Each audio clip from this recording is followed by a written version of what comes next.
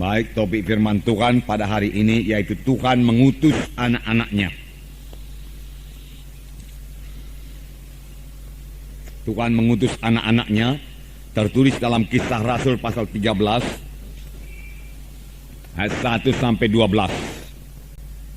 Pada waktu itu dalam jemaat di Antioquia ada beberapa nabi dan pengajar, yaitu Barnabas dan Simeon yang disebut Niger, dan Lukius orang Kirene, dan Menahem yang diasuh bersama dengan raja wilayah Herodes dan Saulus.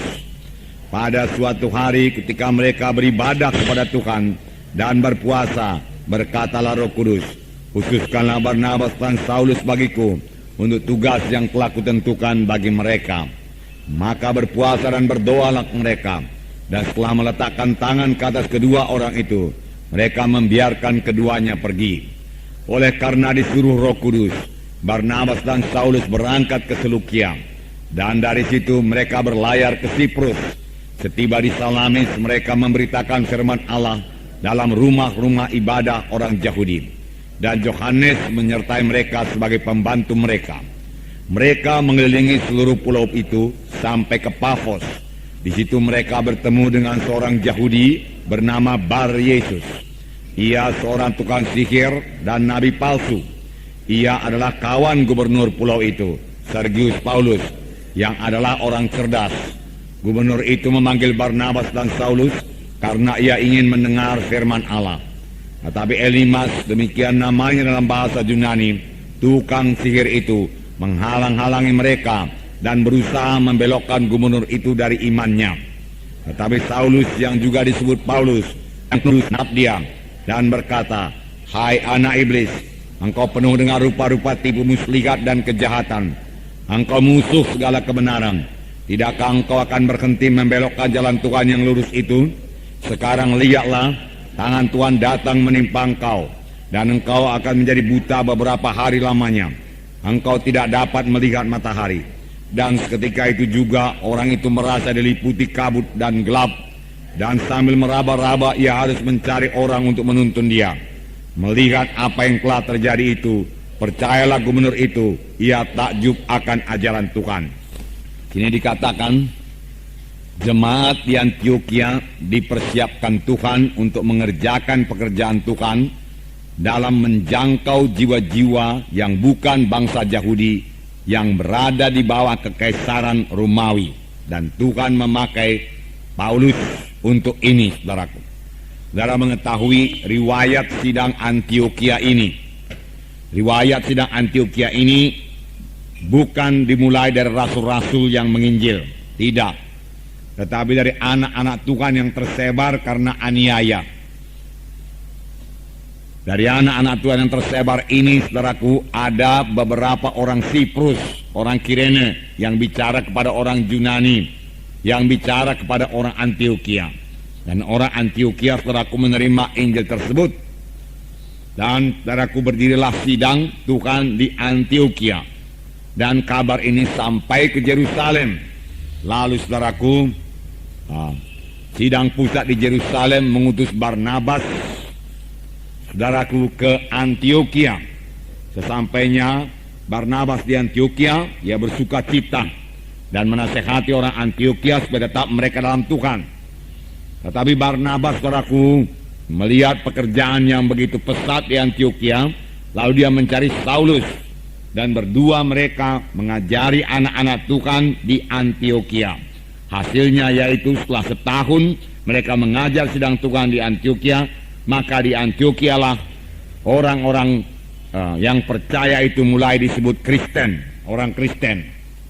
Tetapi Tuhan tidak berhenti bekerja, saudaraku. Tuhan mau sidang itu bertambah-tambah dewasa, dan Tuhan kemudian melengkapi sidang di Antioquia ini. Firman Tuhan berkata dalam buku Efesus pasal 4 ayat 11, Tuhan memberikan rasul-rasul, nabi-nabi, guru-guru, pengajar-pengajar, dan penginjil-penginjil. Dan Tuhan telah melengkapi sidang di Antioquia ini. Sini dikatakan, saudaraku, mereka telah memiliki, saudaraku, nabi dan pengajar, yaitu Barnabas dan Simeon yang disebut Niger, Lukius orang Kirene, dan Menahem yang diasuh bersama dengan raja wilayah Herodes dan Saulus. Nah, pada waktu mereka beribadah kepada Tuhan dan berpuasa, berkatalah Roh Kudus, khususkanlah Barnabas dan Saulus bagiku untuk tugas yang telah kutentukan bagi mereka. Jadi saudaraku, sidang jemaat di Antioquia ini telah dilengkapi Tuhan dengan beberapa nabi dan pengajar, dan Roh Kudus memimpin jemaat itu. Alangkah indahnya satu sidang yang dipimpin oleh Roh Kudus. Ayat 2, pada suatu hari ketika mereka beribadah kepada Tuhan dan berpuasa, berkatalah Roh Kudus, khususkanlah Barnabas dan Saulus bagiku untuk tugas yang telah kutentukan bagi mereka. Di sini firman Tuhan dengan jelas berkata, berkatalah Roh Kudus. Saudaraku, jadi Roh Kudus itu bisa berkata-kata, saudaraku. Berkatalah Roh Kudus. Saudaraku, mulai daripada perjanjian lama Tuhan sudah bicara. Perjanjian baru, saudaraku, Tuhan lebih banyak bicara. Pada akhir zaman ini, saudaraku, Tuhan lebih banyak lagi bicara, saudaraku. Pada akhir zaman ini, pada zaman sekarang ini, Tuhan bicara kepada kita masing-masing. Di sini dikatakan, berkatalah Roh Kudus, khususkanlah Barnabas dan Saulus bagiku untuk tugas yang telah kutentukan bagi mereka. Jadi Roh Kudus bisa berkata-kata karena Roh Kudus hidup, saudaraku. Bukan hanya Roh Kudus bisa berkata-kata, Roh Kudus suka berkata-kata kepada kita, saudaraku. Apakah kita suka juga berkata-kata dengan Roh Kudus? Tentunya kita suka berkata-kata dengan Roh Kudus. Boleh jadi saudara bertanya bagaimana caranya. Sedikit akan kita lihat pada hari ini. Dan kita akan terus bertumbuh, saudaraku, dan mendengarkan suara Roh Kudus ini, saudaraku. Nah, saudaraku, kapankah Roh Kudus berkata-kata, saudaraku? Di sini dikatakan pada suatu hari ketika mereka beribadah kepada Tuhan dan berpuasa, berkatalah Roh Kudus. Ketika mereka beribadah kepada Tuhan, tidak dikatakan ketika mereka berdoa kepada Tuhan. Memang Roh Kudus bisa bicara juga pada waktu kita berdoa, kalau kita memberikan dia kesempatan untuk bicara, saudaraku. Kita perlu mendengar suara Roh Kudus, karena firman Tuhan berkata Roh Kudus memimpinkan kita kepada segala kebenaran. Firman Tuhan berkata demikian, tatkala mereka beribadah kepada Tuhan dan berpuasa. Berpuasa artinya menyangkal diri, supaya mereka bisa memusatkan pikirannya, saudaraku, hatinya kepada Tuhan. Nah, saudaraku, sebagai orang percaya kita juga harus melayani Tuhan, saudaraku. Kerap kali kita hanya minta Tuhan melayani kita.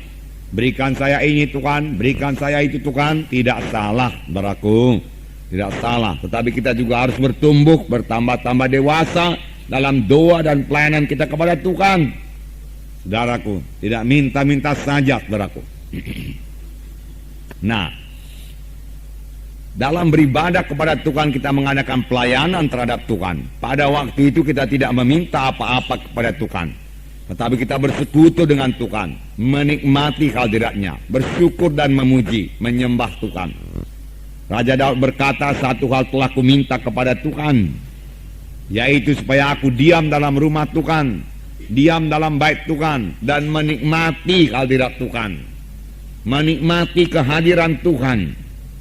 Dia mau tinggal di rumah Tuhan selama-lamanya, seperti sidang di Antioquia. Pada waktu mereka beribadah kepada Tuhan, mereka mendengar suara Roh Kudus.